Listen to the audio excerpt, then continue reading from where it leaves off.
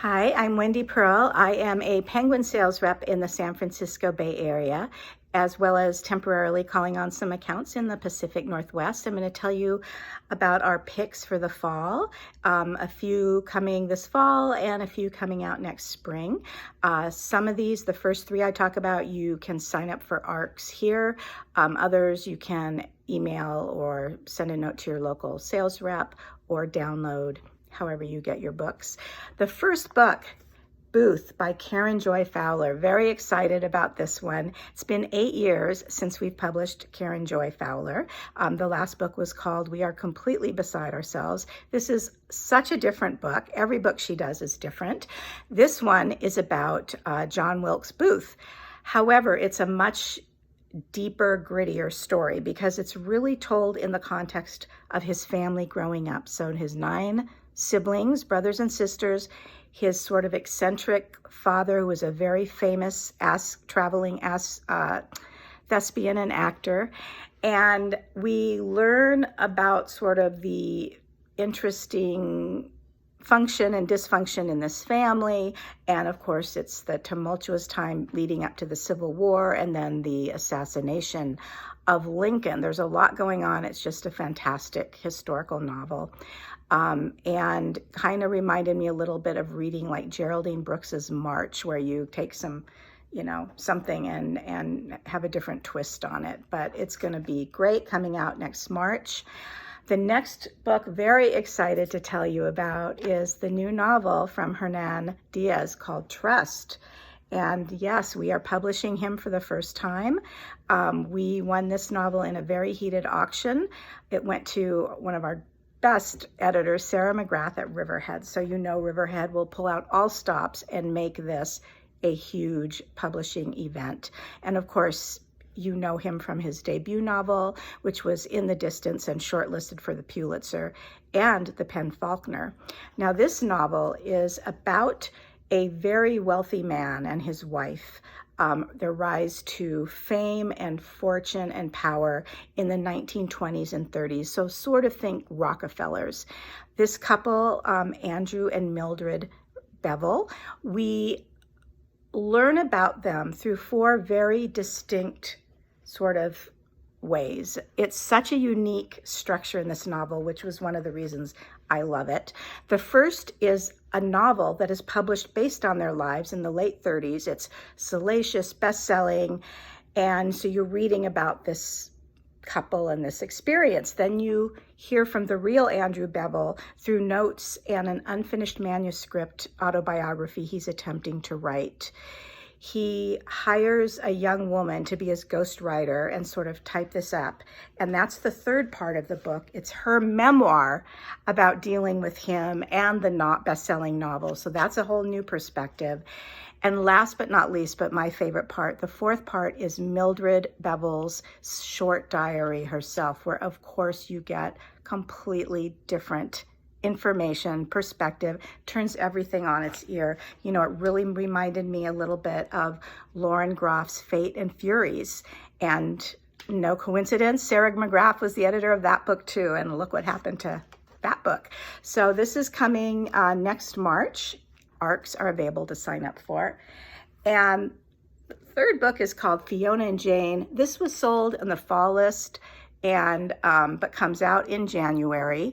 And it is just the best kind of debut fiction. It's about 2 young Taiwanese American women growing up together in LA from the time they're children into their 20s, so 20 plus years. They come together, they go apart, one moves to New York. It's interconnected stories that read like a novel. And each is facing their own issues and demons, whether it's love or loss or sexual identity or racism, cultural stereotypes, just all of that. But at the core, and what really perseveres, is their connection and their love and loyalty to one another. And I'm telling you, this is not only my pick that I love, but it's a rep pick, meaning that all the Penguin reps love this book and we have high hopes for it. And I just loved it from the first page to the very last perfect sentence. So that's the third book. And the fourth book coming out next spring really great for you guys up there in Pacific Northwest, Love and Saffron by Kim Fay. Some of you may know her, remember her. She lived in Seattle. She actually worked at Elliott Bay Bookseller, has a lot of friends up there. She wrote this during the pandemic, started out as just a little short story to uplift her friends who wanted to read it. Turned into this novel, my favorite on the spring list, by the way. It's short, it's sweet, it's feel good, it's a little bittersweet actually. You will read it in an afternoon or even faster if you're a fast reader. And it's about two women writing letters to one another. It starts out as a fan letter to a woman who has a call-in up in the Camano Islands near Puget Sound. And a friendship is formed, a pen pal friendship that becomes so much deeper.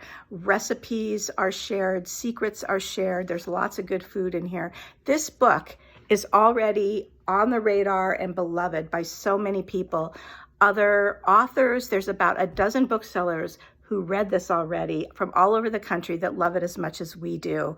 And even Curtis Lowe, who you guys know, right, up there in Pacific Northwest, he read it and loved it. He gave us a quote. He's a big fan. So if you don't believe me, believe Curtis. I think you will sell a lot of these and really get behind it.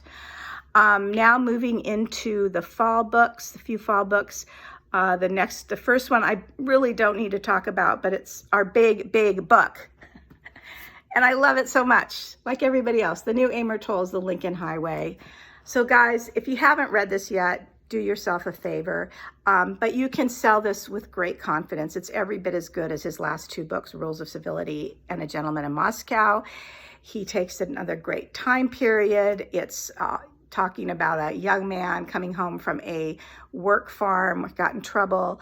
He picks up his little brother. They're newly orphaned, and you think that they're going to take a road trip west on the Lincoln Highway, but alas, they go east. There are characters that intercede, and each and every one could have a book on their own. And of course, in true Amor Towles style, it comes together with this incredible, satisfying conclusion. There's lots of Easter eggs in here where characters from prior books show up. So look for that. You're going to sell a lot of these, and for good reason.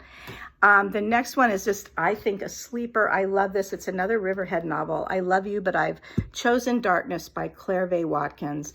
I've read her before. I'm a fan of her writing, but the reason I love this one so much, besides the great cover and title, it's super autobiographical. The protagonist's name in this novel is Claire Vaye Watkins, and she grew up in the West, in the desert, and she is an author, and she had a baby, and she had some postpartum depression issues.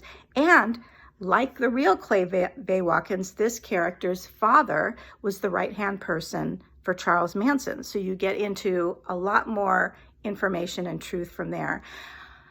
So it's just this different kind of novel because it is so autobiographical and so well written and sweet and funny and irreverent and a little sexy and a little sad. Give this a try, and it's just great literary fiction. The next book is a cookbook. I hardly ever talk about cookbooks because we rarely have big best-selling ones, but this one, you guys, Korean Vegan Cookbook by Joanne Lee Molinara is beautiful. She has a huge TikTok following, millions on her Instagram, just so many fans and social media followers. Please do not underestimate that. And she delivers. She's known for doing these great homey stories about growing up and background and the background of her food choices and recipes. And that's all in here along with the great photos. And there's some traditional and non-traditional items. So this will be a great one. If you don't have this already or have only ordered one or two, you better order more right now. And last but not least, I'm talking about the new book by Nick Offerman, Where the Deer and the Antelope Play, only because I met him once and he was so charming and authentic and nice and a real mensch. So I want to push his book. It is his story of taking 3 trips with friends, and it's his signature wit, folksy storytelling. He talks about outdoors and nature and climate change. First trip is a long hike with his friends, George Saunders and Jeff Tweedy of Wilco, the band. Then he goes, and along with the famous sheep herder and visits England and Illinois. And then he goes on a trip with his lovely wife, Megan Mullally, in an Airstream trailer. Good stuff. Great Christmas present. So thank you so much.